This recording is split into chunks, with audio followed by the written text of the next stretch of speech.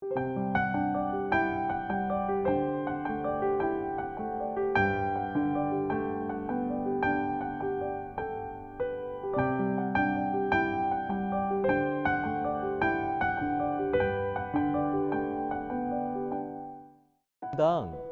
앞에 강단입니다. 스테이지인데요.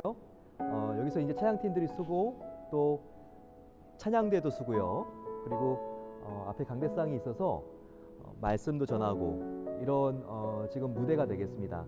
여기를 한번 올라가게 되면요, 스테이지 강단으로 올라갈 수가 있는데, 올라갈 수 있는 길은 사실 여기는 아니고요. 이렇게 지금 올라올 수 있는 계단이 있습니다. 올라와서 이렇게 쓰게 되고요. 여기서 이제 말씀을 전하고 또 찬양하고 예배가 이 정면을 향해서 이렇게 진행이 되고, 그리고 뒤에는 십자가가 걸리게 되겠습니다. 십자가가 걸리게 되는 지금 중앙인데, 여기에 이렇게 아주 참 아름답게 벽돌이 십자가 뒤에 배경으로 이렇게 부착이 되고요. 그 위에 십자가가 걸립니다. 그래서 뒤에 같이 이제 성가대가 서서 찬양대가 찬양을 하게 되고요. 앞에는 또 찬양팀이 같이 하나님께 예배하는 그런 구조입니다. 오른쪽에는 피아노가 들어오게 되고, 또 왼쪽에는 드럼이 이제 올려지게 되겠죠. 그리고 키보드와 같은 악기들이 또 여기에 세팅이 되겠습니다. 여기서 하나님 정말 기뻐하시는 예배가 우리의 목소리로, 또 우리의 악기로, 무엇보다도 우리의 전심으로 올려질 수 있도록 같이 우리가 꿈을 꾸며 예배로 부응할 수 있는 교회가 되기를 소망합니다. 오늘 16장 함께 살펴보겠습니다.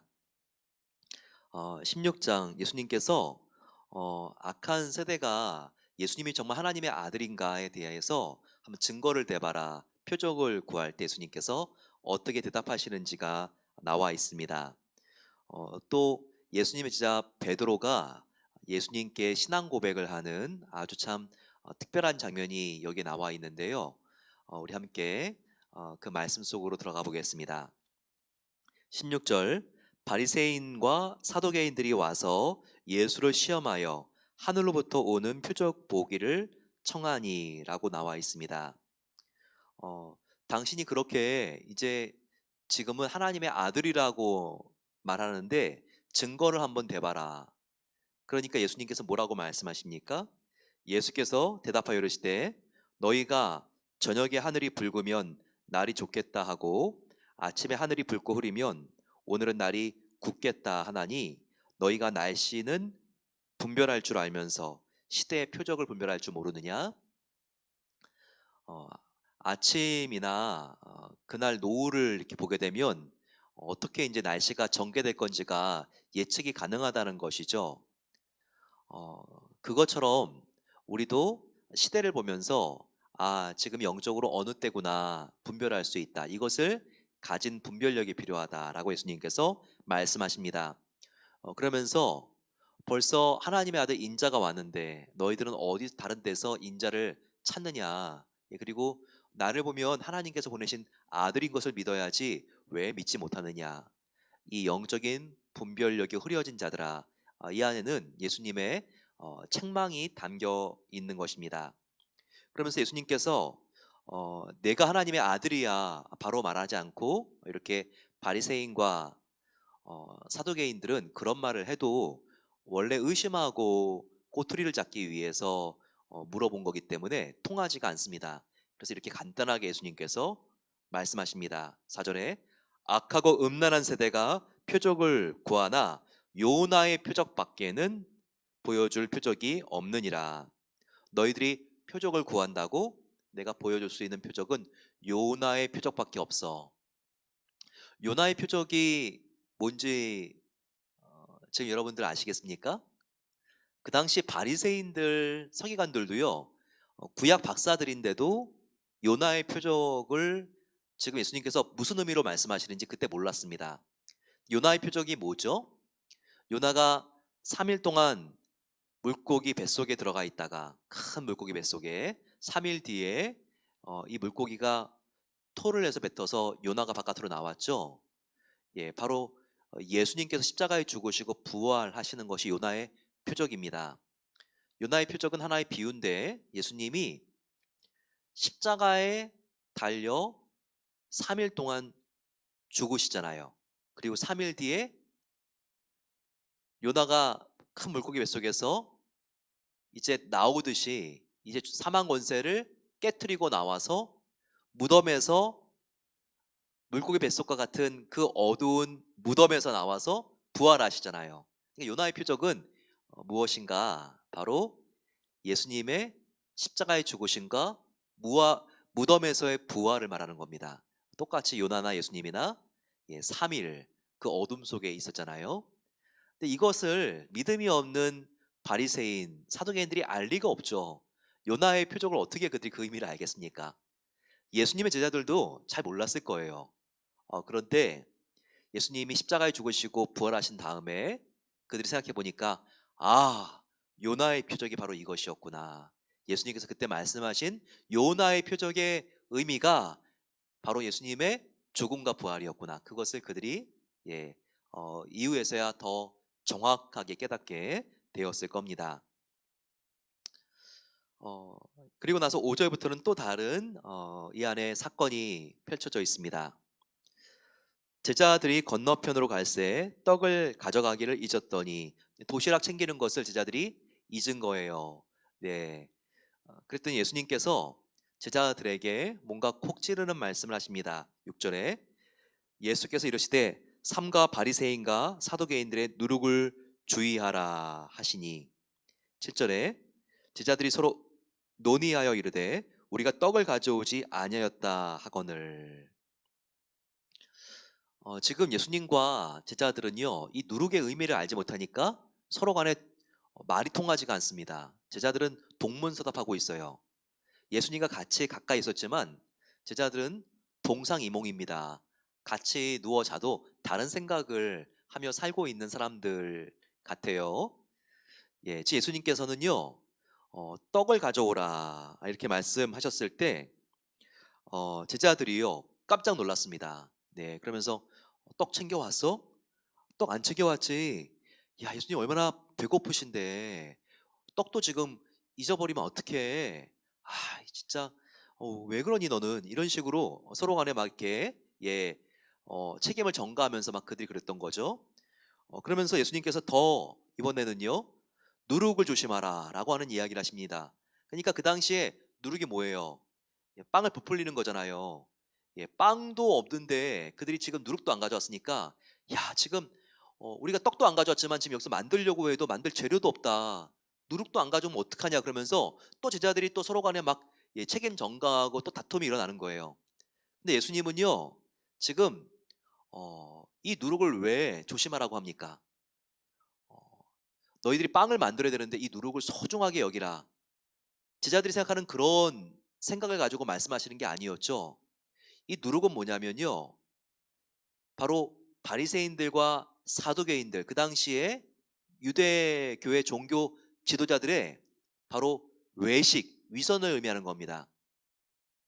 누룩은요. 이게 이스트, 빵을 만들 때 부풀리게 하잖아요.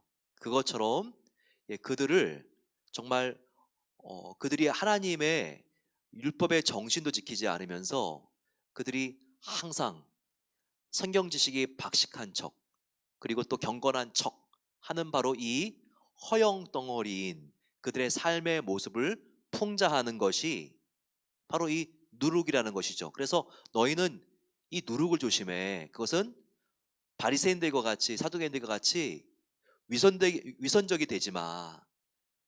말과 행동이 따로 그렇게 분리되지 마. 이런 뜻이었는데요. 이 교훈을 제자들은 이해할 수가 없습니다. 그러면서 아직까지 제자들은 육적인 안목이 있기 때문에 야, 왜 지금 누룩도 안 가져와 가지고 빵도 만들 수 없냐.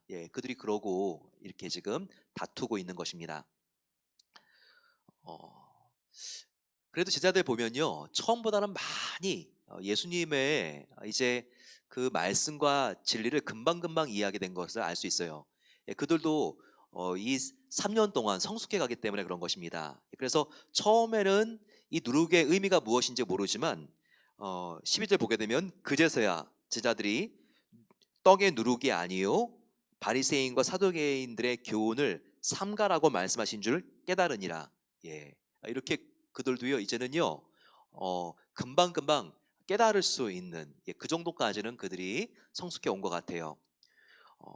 예수님이 바로 말씀이시고 이 말씀을 우리가 더 가까이 하고 읽을 때 예수님의 뜻이 무엇인지 훨씬 더 빨리 분별력이 생깁니다. 그래서 조금만 내가 하나님 말씀으로부터 멀어진 것 같으면요 한참 지난 다음에 돌아오는 게 아니라 내 마음이 불편해요. 그러면서 내가 지금 말씀으로부터 떠나왔구나 금방 우리가 깨닫고 또 예수님께서 기뻐하시는 그 삶의 중심으로 돌아올 수가 있습니다. 우리가 신앙이 성숙해 가는 것, 그것은 예수님의 마음과 뜻을 우리가 더 정확하게 신속하게 깨닫게 되는 것입니다. 그래서 여러분 이 세상 사람들의 소리에 민감한 것이 아니라 이 세상의 유행에 민감한 것이 아니라 바로 하나님의 뜻이 담겨 있는 말씀에 민감해지시기를 축원합니다. 예, 그랬을 때 우리가 죄로 인하여 우리의 마음이 조금이라도 먼지가 덮인 것 같으면 금방 보혈로 우리가 깨끗하게 씻어낼 수가 있고 하나님이 가장 기뻐하시는 우리의 마음의 상태를 우리가 유지하고 주님을 닮아가는 삶을 살 수 있는 것입니다. 예수님께서 제자들을 데리고 갈릴리로 봤을 때 동북 쪽에 있었던 가이사랴 빌립보라는 도시에 가셨습니다. 이 갈릴리에서 멀지 않습니다. 가버나움에서 멀지 않는데요. 근데 거기는 그 당시에 로마인들, 헬라인들과 같은 이방인들이 살고 있는 아주 특구였습니다. 특구. 예, 지금도 우리가 다운타운 가게 되면 차이나타운이 있잖아요. 또 한국에도 화교들이 같이 모여 사는 인천에 이렇게 그런 집단촌들이 있잖아요. 그것처럼요. 로마와 헬라 사람들이 아주 팔레스타인이지만 유대인들만 산 게 아니라 집단적으로 그들이 거주하고 있는 지역이 바로 가이사랴 빌립보라고 하는 곳이었어요. 이 가이사 로마 황제 이름이죠. 빌립보는 뭐예요? 이것도 바로 빌립보가 그 당시에 세계 여기저기에 도시들이 있었잖아요. 예, 그래서 그리스에도 빌립보가 있지만 지금 이 갈릴리 지역에서도 이 로마 황제 가이사와 그리고 빌립보라고 하는 이름을 같이 붙여놓은 도시가 있었어요. 거기에는요 로마 황제를 숭상하는 신전이 있었습니다. 템플이 있었어요. 그리고 제우스 신과 같은 우상들을 숭배하는 그런 산당들도 있었습니다. 그러니까 예수님과 함께 제자들이 가이사랴 빌립보에 갔을 때 너무나 도시 전체가 종교적인 거예요. 마치 아테네에 온 느낌이었을 거예요. 그들의 눈이 정말 휘둥그레져 가지고 야 정말 저렇게 어마무시한 큰 성전이 있는 거 보니까 정말 로마 사람들은 대단한 신을 섬기고 있구나. 이런 신을 섬기니까 세계를 제패하지 이런 마음이 딱 들 정도로 그렇게 그들이 기가 죽었죠. 바로 그때 예수님께서 제자들에게 물어보십니다. 이런 큰 로마의 황제 신상이 있는 신전이 있는 곳에서 너희는 그러면 나를 누구라고 생각하느냐? 이건 아주 예수님의 의도적인 질문입니다. 너희들이 이렇게 로마의 신은 대단하게 생각하는데 바로 나 예수는 무엇이라고 생각하느냐? 인자가 누구라고 생각하느냐라고 하니까 다른 제자들은 엉뚱한 대답을 합니다. 누구는 인자를 세례 요한이라고도 하고요. 엘리야라고도 하고요. 예레미야나 선지자 중에 하나라고 하더이다. 14절에 차마 이런 엄청난 로마의 신상 앞에서 예수님을 하나님의 아들이라고 부르기가 창피했던 거예요. 그러니까 주변만 맴도는 이야기를 하죠. 인자가 누구라고 하더냐라고 하니까 다른 얘기만 합니다. 누구는 세례 요한이라고 하고 누구는 예레미야와 같은 선지자라고도 하고 하지만 바로 그때 베드로가 앞으로 뛰어나와서 예수님이 누구냐고요? 인자가 누구냐고요? 라고 하면서 정말 예수님을 감동시키는 대답을 하죠. 자, 뭐라고 합니까? 16절. 시몬 베드로가 대답하여 이르되 주는 그리스도시요 살아계신 하나님의 아들이시니이다. 예, 지금 예수님 딱 보고 예수님 당신은 누구냐면요, 주는 그리스도시요 살아계신 하나님, 온 우주를 창조하신 하나님의 아들이 당신입니다. 이렇게 고백을 한 거예요. 여러분, 이 고백이 얼마나 사실은 지금 우리는 주님을 영접해서 그렇지 이게 얼마나 어려운 고백이고 또한 위대하고 대단한 고백입니까? 예수님의 심지어 친동생들도 예수님을 하나님의 아들로 믿지 않는데 얼마나 예수님이 감격스러웠겠어요? 그러면서 예수님께서 큰 축복을 해주시죠. 시몬의 아버지가 요나거든요. 요나 17절에 바요나 시몬아 너에게 복이 있도다. 너에게 이것을 알게 하신 이는 혈육이 아니라 하늘에 계신 아버지가 이것을 너에게 알게 하셨구나 라고 하면서 16, 18절과 19절에 큰 칭찬을 하시죠. 너의 이름을 이제부터는 베드로라 하리라. 시몬이 아니라 베드로라 하리라. 예, 이미 예수님께서 이 베드로를 이미 이제 반석이라는 이름을 지으셨는데 그것을 다시 한번 확인해 주십니다. 여기서요. 그리고 이 반석 위에 내 교회를 세우리니 음부의 권세가 사탄이 이기지 못하리라. 그리고 또 천국의 열쇠를 너에게 주리니 너가 땅에서 무엇이든지 매면 하늘에서도 매일 것이요 땅에서 무엇이든지 풀면 하늘에서도 풀리리라. 자, 이것을 어떻게 해석하느냐에 따라서 로마 카톨릭의 교황론이 나오고, 예, 또 우리 개신교의 교회의 가장 중요한 역할이 무엇인가에 대한 교회론이 나옵니다. 자, 여기 보게 되면요, 액면적으로 봤을 때에는 지금 교회를요, 여기 보게 되면 베드로 위에 세우리라라고 예수님께서 말씀하시는 것처럼 보여져요. 그리고 베드로에게 천국의 문을 열 수도 있고 닫을 수도 있는 권세를 예수님께서 맡겨주신 것처럼 보여져요. 하지만 그게 아닙니다. 우리가 이 문법적으로 이것을 읽어야 되는데 문법적으로 보게 되면 눈으로 보이는 게 아니라 그 안에 아주 깊숙한 정확한 예수님의 말씀하신 의도를 알 수 있어요. 여기 보게 되면요, 내가 이 반석 위에 내 교회를 세우리라. 이 반석은 베드로가 아닙니다. 예, 물론 베드로가 반석이라는 뜻이 있지만 이 베드로 반석할 때 이 반석하고 예수님께서 반석 위에 내 교회를 세우리라 할 때 이 반석하고는요, 예, 서로 받을 수 없는 대명사예요. 여기 있는 반석은 예수님을 말합니다. 예수님이 반석인 것은 성경에 여러 곳에 나와 있죠. 바로 나의 교회를 바로 나 예수 위에 세우리라. 이 반석은 베드로가 아니라 예수님이라고 했습니다. 예, 카톨릭은 이 반석을 베드로라고 해석을 하지만 개신교는 그렇지 않습니다. 우리 개신교는 이 반석을 예수님이라고 해석을 합니다. 베드로가 아니라 예수님. 그래서 예수님 위에 교회가 세워지는 게 맞죠. 예수님이 교회 모퉁이 돌이 된다고 말씀하셨잖아요. 그리고 내가 이 천국의 열쇠를 너 베드로에게 준다는 게 아니라 이 천국의 열쇠를 여기 너라고 하는 것은 베드로가 아니라 교회입니다. 내가 천국의 열쇠를 교회에게 주노니 교회가 천국의 열쇠를 받아서 하나의 문을 열기도 하고 닫기도 한다. 바로 이와 같은 권세를 교회에게 주었다는 것을 우리에게 보여주는 것입니다. 캐톨릭은 반석과 천국 열쇠를 받은 사람을 베드로로 보지만 그게 아니라는 거예요. 예, 바로 이 반석은 예수님, 그리고 천국의 열쇠를 받은 것은 바로 교회. 우리가 이렇게 해석하는 것이 정확한 해석입니다. 이것이 우리 개신교의 해석인 것입니다.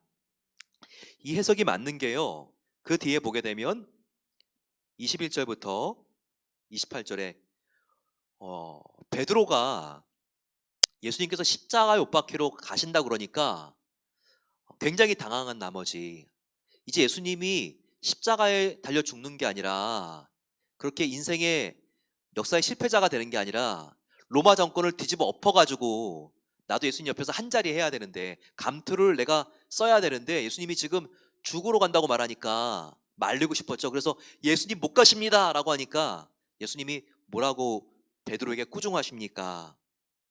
예, 베드로야 뒤로 물러가라. 23절, 나를 넘어지게 하는 자가 바로 너다.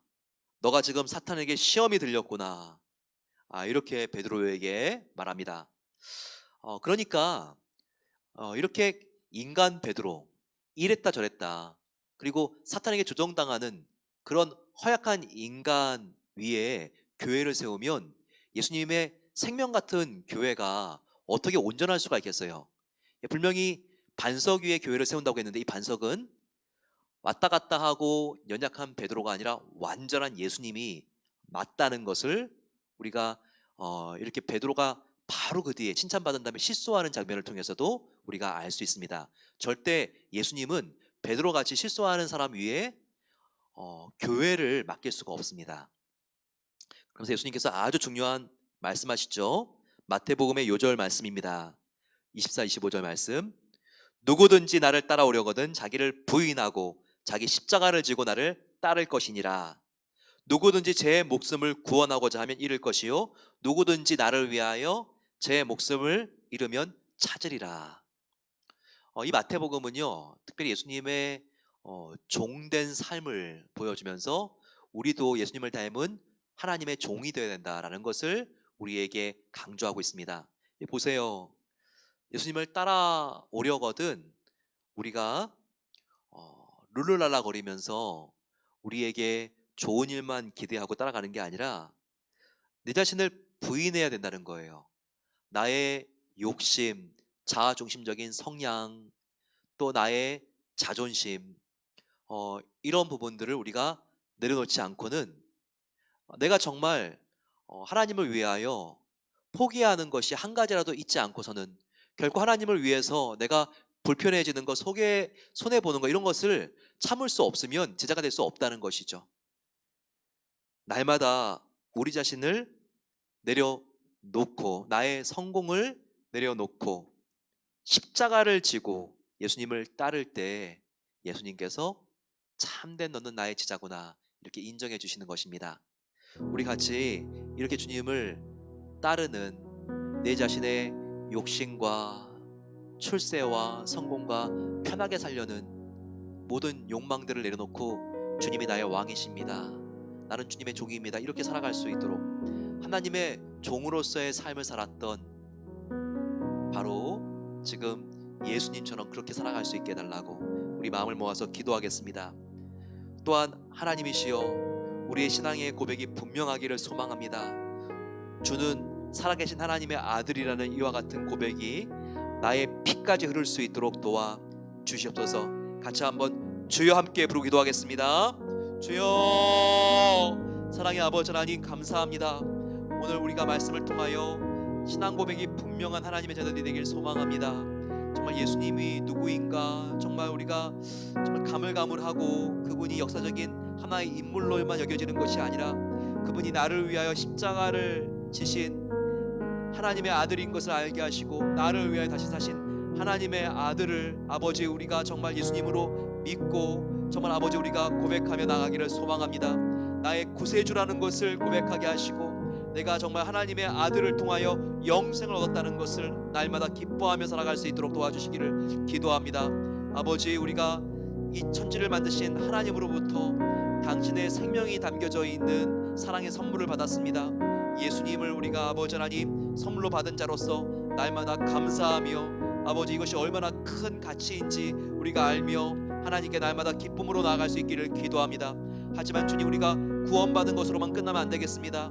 날마다 십자가 앞에서 우리의 정욕을 못 받고 주님을 따라오려거든 자기를 부인하라고 말씀하신 주님과 같이 아버지 하나님, 우리가 정말 날마다 예수님을 위해서 나의 아버지 하나님 편하게 살고자 하는 욕심과 또한 나의 출세와 아버지 나의 자아중심적인 인정받고 싶은 성향들을 다 아버지 하나님 내려놓게 하여 주시고 나를 위하여 생명을 버리면 찾으리라 말씀하신 그 주님을 기억하고 날마다 아버지 하나님 우리가 정말 주님의 말씀 가운데 낮아지기를 소망합니다. 아버지 하나님, 주님을 따라가기를 소망합니다. 그럴 때 십자가를 지고 주님을 쫓을 때 주님의 놀라운 생명과 은혜가 부어질 줄로 믿습니다. 아버지, 그렇게 주님을 바라보며 주님을 의지하며 살아갈 수 있도록 하나님의 놀라운 은혜를 우리에게 더하여 주시기를 기도합니다. 아버지 하나님, 사랑합니다. 아버지, 우리를 위하여 모든 것을 내어주신 주님, 정말 우리가 너무나 아버지 그 은혜를 감사하게 생각합니다. 주님이 없었으면 우리는 지옥에 이미 갔고 영원한 사망에 헤매이고 있을 수밖에 없는데, 아버지 하나님, 우리가 정말 인간적인 노력이 없이 주님만을 믿고 내가 죄인인 것을 인정할 때 하나님 앞에 아버지 조건 없이 우리가 하나님의 영광스러운 자녀가 되며 영생이 우리들에게 주어지며 하나님의 천국의 백성이 이미 된 것에 감사합니다. 아버지 하나님, 주님께서 정말 하나님의 은혜 가운데 더욱더 우리가 기쁨이 충만하며 하나님 은혜 가운데 아버지 하나님의 정말 성품을 닮아가는 삶을 살아갈 수 있도록 하나님께서 은혜 주시옵소서. 오 아버지, 우리 시간 간절히 기도할 때 내일 예배 시간이 있습니다. 하나님께서 온라인 예배와 또한 대면 예배를 통하여서 저희 성도님들 주님께서 더 깊이 안아주시고 하나님의 기쁨이 되는 삶을 살아가게 해달라고 마음을 모아서 기도하겠습니다. 또한 우리 자녀들도 이 어려운 때 예배가 살아나게 해달라고 유치부와 초등부와 중고등부 예배를 위해서 EM 예배를 위하여 사랑부 예배를 위하여 함께 기도하겠습니다. 또한 간절히 기도할 때 하나님, 주님께서 정말 이 땅 가운데 평화를 주시고 대통령 선거 이후에 아버지 혼란이 이제는 다 종식될 수 있도록 도와주시고 나라가 하나로 통합될 수 있도록 은혜를 베풀어 주시옵소서. 같이 한번 주여 함께 부르고 기도하겠습니다. 주여. 사랑의 아버지 하나님, 하나님의 은혜 감사합니다. 아버지, 저희들 예배로 하나님께 나아갑니다. 이 예배를 통하여 아버지 우리의 심령이 부흥하기를 소망합니다. 이 11월달 아버지 우리가 감사의 달을 맞아서 더욱더 하나님께 감사로 찬양을 드리며 감사로 제사를 드리며 찬미를 우리 하나님께 올려드릴 수 있도록 하나님께서 은혜 주시고 하나님께서 큰 은혜와 하나님의 은총으로 함께 해주시기를 기도합니다. 아버지, 우리가 하나님 앞에 더욱더 말씀 앞에 정직해지기를 원합니다. 하나님 아버지, 하나님의 날마다 은혜의 옷자락을 만지며 우리가 회복되기를 소망합니다. 하나님을 위하여 살기를 또한 결단하며 나가기를 기도합니다. 그렇게 우리가 변화받을 수 있도록 하나님께서 내일 예배를 통하여 우리의 심령을 변화시켜 주시옵소서. 아버지 하나님, 간절히 기도합니다. 이 땅 가운데 분열이 사라지게 하여 주시고 아버지 하나님, 하나님의 영광을 위하여 우리가 다시 하나가 될 수 있도록 이 미국을 하나님께서 변화시켜 주시기를 기도합니다. 다시 한번 말씀으로 돌아올 수 있도록 도와주시고 돌아오면 살리라 말씀하신 주님을 바라보며 우리가 아버지 하나님 정말 사랑의 복음을 마음속에 품고 사랑의 성김을 실천하며 아버지 하나님, 이제 정말 프로테스트 아버지 하나님 모든 분쟁과 시위들이 이제는 아버지 하나님 사라지게 하여 주시고 서로가 아버지 하나님 그리스도 안에서 이념을 초월해서 존중하며 대화하며 사랑할 수 있는 그런 아버지 하나님 정말 회복이 일어날 수 있도록 하나님께서 함께해 주시옵소서. 은혜로우신 아버지 하나님 감사합니다. 오늘 저희들을 이 자리에 모이게 해주시고 한 주를 마감하면서 하나님 앞에 나올 수 있게 해주신 것에 감사합니다. 주는 살아계신 하나님의 아들입니다.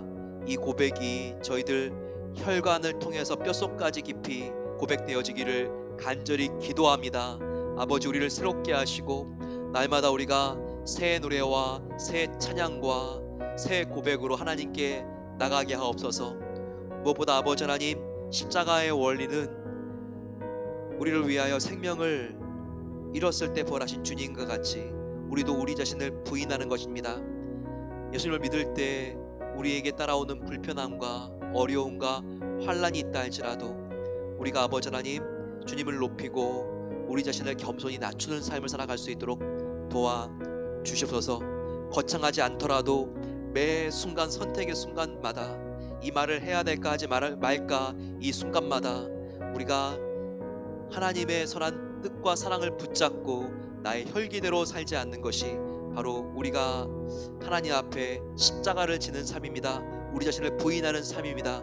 이렇게 아버지 하나님, 우리의 기분이 아니라 주님의 말씀대로 살아갈 수 있는 그 열정과 그와 같은 경건한 결단을 주셔서 우리가 아버지 주님과 함께 날마다 승리하는 삶을 살아갈 수 있도록 은혜를 베풀어 주시옵소서. 이제는 우리 주 예수 그리스도의 은혜와 하나님 아버지의 사랑하심과 성령 하나님의 함께하심이 이제는 내 자아를 부인하고 십자가를 지고 예수님만 따를 것을 고백하며 나아가는 모든 하나님의 백성들 위해 이제로부터 영원까지 함께 계시기를 축원하옵나이다. 아멘. 하나님이 우리와 함께 하십니다. 내일 생명이 있는 예배 자리에서 함께 만나겠습니다. 월요일 함께 이 시간 만나겠습니다. 축복합니다.